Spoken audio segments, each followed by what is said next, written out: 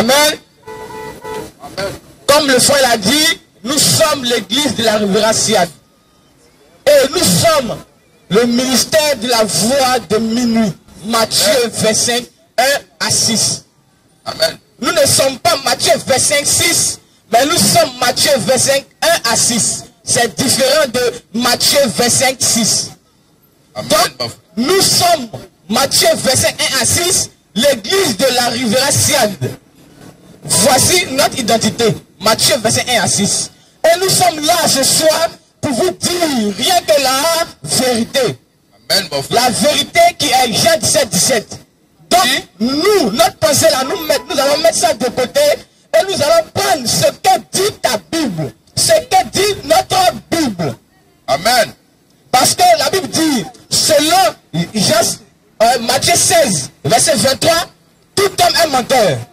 Donc, si tout homme est menteur, nous n'avons pas prendre notre pensée misérable de mensonges de Satan pour venir vous expliquer la Bible. La Bible dit, si cela est fait, c'est la pensée de Satan, c'est le raisonnement de Satan qu'on vous donne d'appliquer. Donc, ce n'est pas juste. Raison pour laquelle nous sommes là pour vous dire la vérité qui est la parole de Christ. Amen, mon frère. Nous allons prendre Apocalypse 12, verset 12. Apocalypse 12, verset 12. Nous allons comprendre ce que la Bible dit.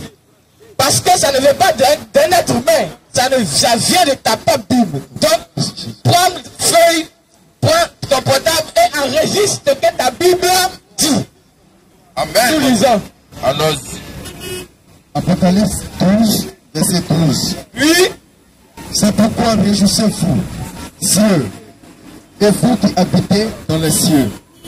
Malheur à la terre et à la mer, car le diable est descendu vers vous, animé d'une grande colère, sachant qu'il a peu de temps. Amen. Amen.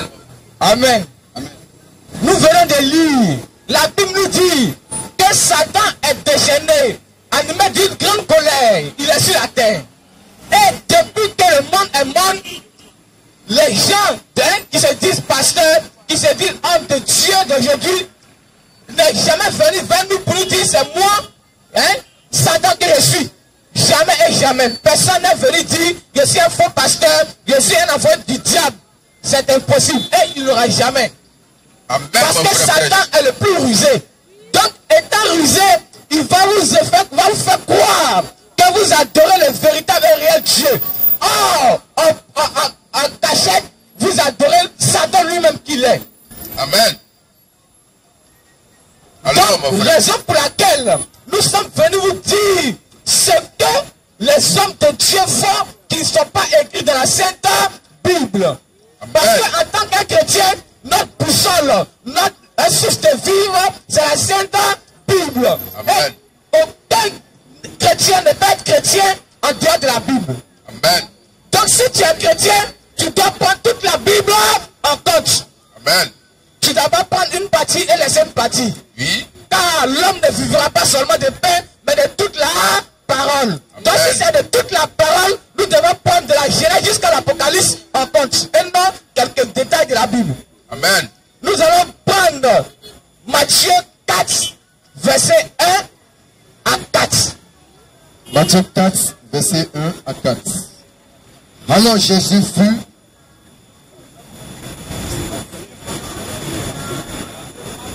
Matthieu 4, verset 1 à 4. Alors Jésus fut emmené par l'Esprit dans le désert pour être tenté par le diable.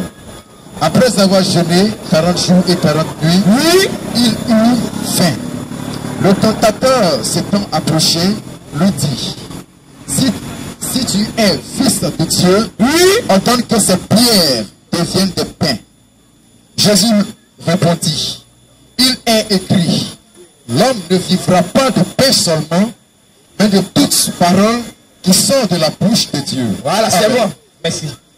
La Bible nous dit, l'homme ne vivra pas seulement de pain, que la nourriture physique, mais il vivra de toute la parole qui sort de la bouche de Dieu.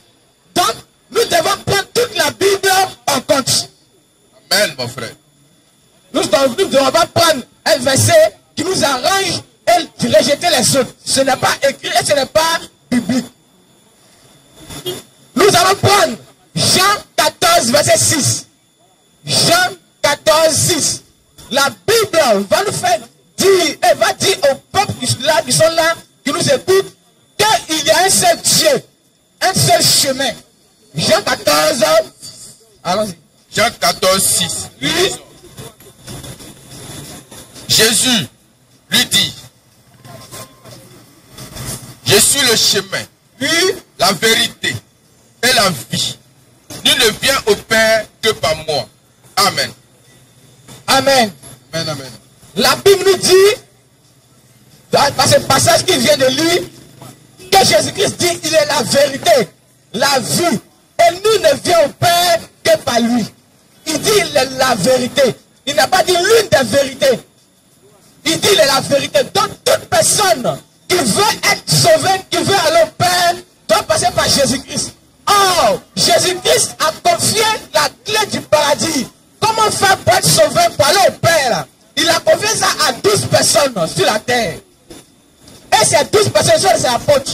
Donc, toute personne qui veut être sauvée, qui veut aller au paradis, doit être basée sur la doctrine des apôtres et des prophètes. Non, mon frère. Alors, qu'est-ce que les apôtres ont condamné? Et aujourd'hui, nos hommes de Dieu ont permis. Parce qu'on n'oublie pas qu'on a lu Apocalypse 12, verset 12. La Bible dit Satan est descendu sur terre, animé d'une grande colère. Mais s'il est animé d'une grande colère, quelqu'un qui est animé d'une grande colère ne peut pas faire quelque chose de bon. Et lui-même, c'est sa nature. Donc, il ne peut jamais faire quelque chose de bon. Donc, raison pour laquelle que Satan va s'introduire dans les bases humains qui sont ses agents pour venir ajouter à la parole de Christ et retrancher à ce que Christ a dit. Le traité de menteur. Nous allons lire d'abord 2 Corinthiens 11, verset 13. 2 Corinthiens 11, verset 13.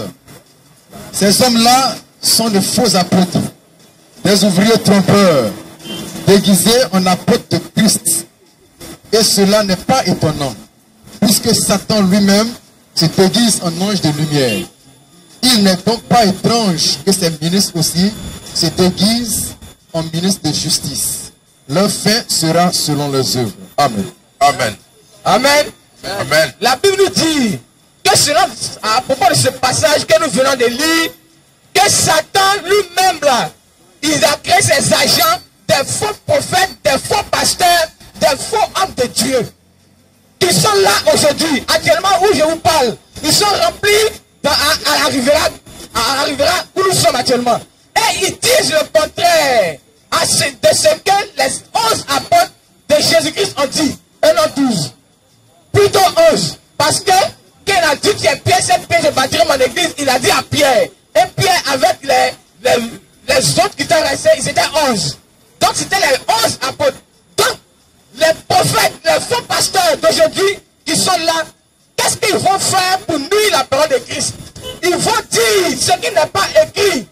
Ils vont retrancher, ils vont ajouter. Alors, mon frère. Amen. Amen. Amen. Ils vont retrancher, ils vont ajouter. Or, la Bible dit, celui qui ajoute, celui qui retranche, c'est qui? C'est le diable. Et Satan fait tout pour envoyer les élus de Christ en enfer. Il veut faire tout pour les envoyer en enfer. Parce que lui-même, il sait que sa place est l'enfer. Donc, sachant qu'il est fort, il fait son possible pour envoyer ceux qui sont dans le véritable sur la route de l'enfer. Mais grâce à la parole de Christ, ils ne vont pas aller. Parce que la Bible dit les seuls ne seront jamais séduits. Amen, mon frère. Donc, Satan, qu'est-ce qu'il va faire? Nous allons prendre Matthieu 24, verset 6. Matthieu 24, au verset 6. Nous allons comprendre ce que la Bible dit. Matthieu 24, verset 6. Vous entendrez parler de guerre et de bruit de guerre. Gardez-vous. Matthieu 24, verset 5. Car plusieurs viendront sous mon nom, disant, c'est moi qui suis le Christ. C'est moi qui suis le Christ. Et ils séduiront beaucoup de gens. Amen. À propos de ce verset que nous venons de lire, la Bible nous fait comprendre que se dit, c'est moi qui suis envoyé de Christ. Oh, qui fait ça? C'est Satan. Il est là pour détourner ceux qui sont faibles dans la foi à aller à l'enfer. Donc Satan va venir pour dire, c'est moi qui suis le Christ. Me voici, me voici. Voici. Et puis il va dire des choses qui sont mielleuses, tous entendre. Pour que toi, ayant pas les regards dans la Bible, tu vas dire, cette personne-là, c'est un envoyé de Dieu. Oh, en réalité, c'est un loup ravisseur. Amen. Alors, mon frère, prêche. Donc, il va te dire que c'est moi que Dieu a envoyé à cette époque-là. Donc, si tu veux me suivre là, et si tu veux te sauver plus tôt, il faut me suivre pour être sauvé. Amen. Et puis aujourd'hui, c'est ce que les hommes de Dieu nous disent. Oh, en réalité, ils ont la marque de la fraîcheur de leur conscience. Ils savent qu'ils sont nés de l'enfer. Et quand ils ne peuvent pas retourner seuls, ils sont obligés de faire leur travail. Amen. Prêche. Ils ne se tiennent pas de la vérité comme le Père. Oui. Donc, raison pour laquelle ils font tout pour vous envoyer en enfer. Est-ce qu'ils vont dire, ça sera contre les Saintes Écritures, en disant que la femme a le droit de prêcher. Alors. Oh, toi tu dis que tu es chrétien, c'est bien. Moi aussi je suis chrétien. Tu dis la femme a le droit de prêcher. Normalement, tu dois me montrer le verset qui dit ça. Mais tu ne me dis pas, c'est quel verset qui le dit. Et moi aussi, étant inconscient, selon les Saintes Écritures, je ne te pose pas aussi des questions. Non. Oh, le chrétien, ce n'est pas pour aller chauffer des tabourets ou des bancs. Le chrétien, c'est de poser des questions parce que son âme le coûte cher. Il ne va pas aller en enfer. Donc, en tant que chrétien, nous devons poser des questions. Tu as dit que la femme doit prêcher. D'accord, je suis d'accord avec ça. Mais dis-moi, j'ai écrit où? Parce que la Bible dit, selon Romains 10, 17, la foi vient de ce qu'on entend. Donc, toute pensée, toute parole, tout raisonnement plutôt, qui ne vient pas de la parole de Christ, envoie en enfer. Donc, ce que tu dis là, c'est écrit où? C'est comme ça que Dieu raisonne. Parce que quand on va au lieu de prière, c'est entre la vie et la mort. Si celui qui te prêche là, il dit vrai, tu es sauvé. S'il te dit faux, tu vas en enfer avec lui. Donc, la raison pour laquelle ne prenez pas ça pour un jeu. Actuellement, tu es heureux, tu manges. Mais est-ce que ton âme mange la nourriture que ton âme a besoin? Parce que la nourriture que ton âme a besoin, soit c'est la nourriture de Satan si tu es né de lui, ou c'est la nourriture du véritable et réel Dieu qui est sans ajouter, sans retrancher. Amen. Amen. Alors, mon frère. Amen. Donc, toute personne qui vient vous dire que la femme a le droit de prêcher, ou qui dit que le salut est personnel, donc, comme le frère l'a dit, demandez-lui, c'est écrit où? Parce que si ce n'est pas écrit, ne prenez pas. Si vous prenez et que vous êtes basé là-dessus, ça devient votre foi. Parce que la foi vient de ce qu'on entend. Oh, si tu as dit quelque chose qui n'est pas écrit, et que tu as pris, tu as retenu, ça devient ta foi. Ce n'est pas écrit. Donc, Jésus-Christ, Dieu va te dire qu'il ne t'a jamais connu. Claire. Parce que ce n'est pas sa parole que tu as gardée comme foi. Oui. Amen. Alors, mon frère, c'est ton temps. Prêche. Étant des chrétiens, étant des chrétiennes, prenons notre vie en main. Prenons notre vie en main. Ça veut dire quoi? Si notre homme de Dieu ou notre femme de Dieu, déjà mais la femme doit le prêcher. Donc, pas une femme de Dieu, parce que selon la Bible, nous allons lire cela. La Bible dit, la femme n'a jamais et jamais le droit de prêcher. Donc, dans la Bible, il n'y a pas femme de Dieu. Quand on dit femme de Dieu, il parle de son la prédication. Sinon, en temps normal, tout le monde est homme de Dieu, femme de Dieu, parce que c'est Dieu qui t'a créé. Donc, tout le monde est homme de Dieu, femme de Dieu. Mais quand je dis homme de femme de Dieu, il parle de selon l'adoration. Parce que la femme n'a pas le droit de prêcher l'évangile. Selon 1 Timothée 2, verset 11 à 12, que nous allons lire. Amen. 1 Timothée 2, verset 11 à 12. Que la femme écoute L'instruction en silence, Oui. avec une entière soumission. Amen. Je ne permets pas à la femme d'enseigner, ni de prendre de l'autorité sur l'homme. Mais elle doit demeurer dans le silence. Car Adam a été formé le premier, Ève ensuite. Et ce n'est pas Adam qui a été séduit, c'est la femme qui, séduite, s'est rendue coupable de transgression. Amen. Amen. Nous allons prendre 1 Corinthiens 14, verset 34 à 35. 1 Corinthiens Ce sont des 14. versets qui disent que la femme n'a pas le droit de prêcher. 1 Corinthiens 14, 33 à 34. Nous lisons. Que les femmes se taisent dans les assemblées, car il ne leur est pas permis d'y parler. Oui, Mais qu'elles soient soumises selon que le dit aussi la loi. oui, Si elle veut s'instruire sur quelque chose, qu'elle interroge le mari à la maison. Car il est malséant à une femme de parler dans l'église. Est-ce de chez vous que la parole de Dieu est sortie? Ou est-ce à vous seul qu'elle est parvenue? Si quelqu'un croit être prophète ou inspiré, qu'il reconnaisse que ce que je vous écris est un commandement du Seigneur. Et si quelqu'un l'ignore, qu'il l'ignore. Amen. amen. Amen. La Bible dit, selon les deux versets que nous venons de lire, que la femme n'a pas le droit de prêcher. La Bible nous dit, formellement, c'est écrit, ce n'est pas en vision, que la femme n'a pas le droit de prêcher. Maintenant, si tu veux faire débat avec la Bible, parce que c'est la Bible qui écrit. Nous sommes venus trouver la Bible sur cette terre. Donc nous disons ce qui est écrit noir sur blanc, sans ajouter, sans retrancher. Oui. Donc, si tu veux t'apprendre à quelqu'un, apprends-toi à Dieu. Parce que c'est le Saint-Esprit Dieu qui a écrit la Bible au travers des êtres humains. Oui. Amen. Donc, la Bible nous dit la femme n'a pas le droit de prêcher. C'est clair et net. Oui. Donc, toute personne qui vous dit que la femme a le droit de prêcher, demande-lui d'abord s'il croit à la Bible. Question. Si tu as dit oui, il faut le dire. La Bible dit la femme n'a pas le droit de prêcher et puis qu'il lui montre la Bible. C'est tout. S'il est né de Dieu, s'il est né pour croire là, ça le fatiguer jusqu'à il va accepter, il va croire. Parce que son âme reconnaît est du véritable et réel Dieu. Donc quoi qu'il fasse, il va croire que vraiment ce qu'il dit c'est vrai. Amen. Amen. Donc toute personne qui vous annonce cela, dis-lui que ce qu'il dit est faux. Ce n'est pas biblique. Ce n'est pas fondé. Aujourd'hui, nous faisons confiance à notre pasteur plus qu'à la Bible. Au commencement n'était pas ton pasteur.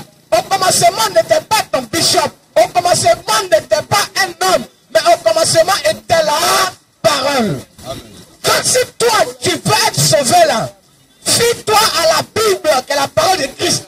Un homme à un homme. Lui, il va mourir demain. Il est né hier, il va mourir demain. Ah, la parole de Christ ne meurt jamais. Amen. Donc, toute personne qui veut être sauvée là, doit croire à l'évangile que les apôtres ont laissé et les prophètes ont manifesté sur cette terre. Nous devons croire sans acheter, sans retrancher. Parce qu'il n'y a pas d'autre salut. Il n'y a pas de droit. Le seul salut, c'est l'évangile de Christ. Si tu as cru en ça, tu es sauvé.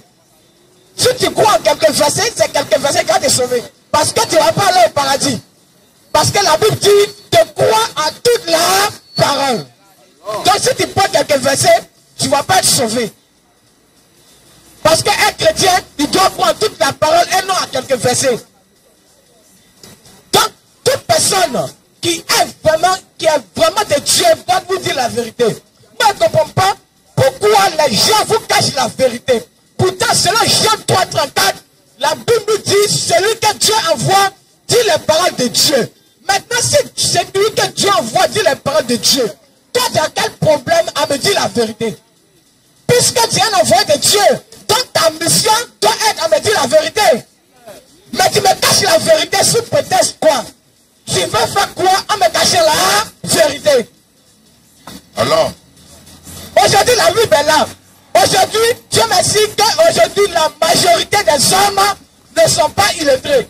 Toi, tu es là à l'école, tu as fait CPM jusqu'à la terminale, même CPM est déjà un lit. Mais toi, tu as fait CPM jusqu'à la terminale. On te dit quelque chose à l'école, ton maître même te dit, si tu ne connais pas quelque chose, lève ta main et pose question, il va te dire ce que ça veut dire.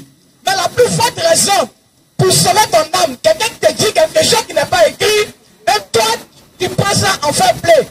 L'essentiel, je vois ma sincérité envers lui. C'est écrit. Amen. Tu t'assois, tu ne poses pas de questions. Si ton âme ne te coûte pas cher, il faut t'asseoir. Parce que la Bible est claire. Que celui qui prêche l'évangile là, selon 1 Timothée 4, verset 16, doit prendre garde à ce qu'il dit. Parce que l'évangile n'est pas un jeu de foot. Ce qu'il dit là doit être sûr. Pas à 99%, mais à 100%. Parce que s'il a mis un mensonge dedans, il est semblable à quelqu'un qui prend 99% pour mettre un saut et ajoute un poisson pourri dedans. Demain matin, ça c'est gâté. Donc tu n'as rien fait. Un poisson pourri que tu as mis dans le seau va fermenter tout le seau. Et tous les poissons seront pourris. Donc un seul mensonge dans une vérité rend mensonge. C'est pas parce que tu fais les miracles quand tu suives. C'est pas parce que tu guéris les gens quand tu suives. C'est pas parce que tu prophétises, je prophétise. Prophétise, ça va te sauver. Au commencement n'était pas prophétise, mais au commencement était la parole. Donc toute personne qui veut croire et qui veut, un homme qui veut être sauvé, doit prêcher la parole de Christ telle qu'elle est écrite noir sur blanc. Parce que Matthieu 7, 21, ça concerne des gens qui ont prophétisé jusqu'à... On les a bien reconnus. Donc si tu veux être sauvé, si tu veux être vraiment enlevé là, il faut croire en la doctrine de Christ et des apôtres. Jésus-Christ lui-même était la pierre angulaire. Amen. Donc, en fait de prophétiser là, ce n'est pas ça qui a te sauvé. Matthieu 7, 21 est clair. Seigneur, Seigneur, n'avons-nous pas prophétisé? C'est ce qu'ils peuvent dire. Ils ne peuvent pas dire Seigneur, Seigneur. N'avons-nous pas fait prêcher ta parole au monde entier? S'ils avaient dit cela, n'avons-nous pas prêché ta parole? Dieu pouvait quoi? Les sauver parce que ils ont prêché sa parole telle qu'il a dit. Mais ils ont dit prophétiser. Oh, la prophétie ne peut pas sauver ton âme. Viens d'avoir mari, d'avoir une femme, ou bien d'avoir voyagé, d'avoir ceci, d'avoir cela. Ça ne peut pas te sauver. Il faudrait la vérité authentique, sans ajouter, sans retrancher. Aujourd'hui, le monde est renversé parce que vous ne prenez pas la Bible au sérieux. Vous ne lisez pas les versets. Vous ne posez pas de questions. Ton pasteur te dit que le salut est commun. Pose la question. Impersonnel, merci. Le salut est personnel. Pose la question. Ton pasteur te dit que Marie est pleine de grâce. Pose-lui la question. Parce que Marie sera un Jean. Et Jean 1,14, nous allons lire que c'est Jésus-Christ qui est plein de grâce. Marie est ma soeur. Marie est ma soeur. Tout court. Marie n'est pas un Dieu. Ou bien Marie n'est pas une déesse. Marie est ma soeur. Tout court. Donc nous allons lire.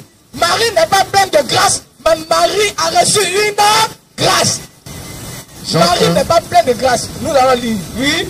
Jean 1, verset 14. Oui. Et la parole a été faite chair. Et elle a habité parmi nous, pleine de grâce et de vérité. Et nous avons contemplé sa gloire. Une gloire comme la gloire du Fils unique venu du Père. Amen. Amen. Amen. La Bible nous dit, la parole a été faite chair. Elle a habité parmi nous, pleine de grâce. Ils ont dit pleine de grâce. Donc si Marie est pleine de grâce, c'est comme s'il y a deux dieux. Oh, il est écrit selon Luc 1 que Marie a reçu une grâce. Parce que l'ange est venu l'annoncer pour lui dire que toi, une grâce a été faite, une grâce. Ils n'ont pas dit plusieurs ou même que pleine de grâce. C'est non et non. Nous tous là, nous avons lu, nous avons écrit. Nous allons lire selon la Sainte Bible.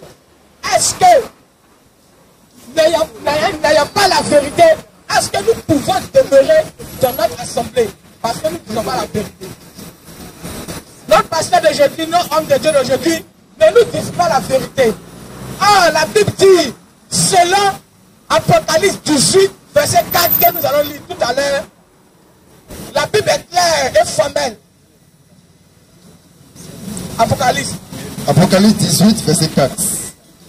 Et j'entendis du ciel une autre voix qui disait, sortez du milieu d'elle, mon peuple, afin que vous ne participiez point à ses péchés, et que vous n'ayez point de part à ses fléaux. Amen. Amen. Amen.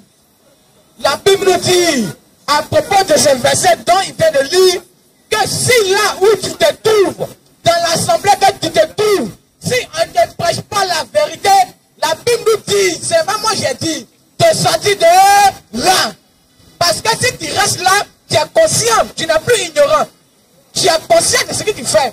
Puisque tu connais la vérité, tu connais le mensonge, mais tu as préféré le mensonge. Ouais. Donc ce soir, toute personne qui nous écoute, de loin ou de près, qui sait maintenant la vérité, et qui te met dans son assemblée, qui te met dans où il est, puisque la Bible dit, quand tu entends la vérité, tu dois sortir de là. C'est ce qui est écrit. Donc si tu te mets là-bas, tu es coupable, tu es conscient de ce que tu fais. Donc, c'était le ministère de la voix de minuit, Matthieu 25, 1 à 6. Tu sais que le véritable et réel Dieu bénisse, c'est le véritable fils qui sont la religion. Amen. Amen. Amen. Amen. Christ Jésus. Amen. Amen. Amen. Amen.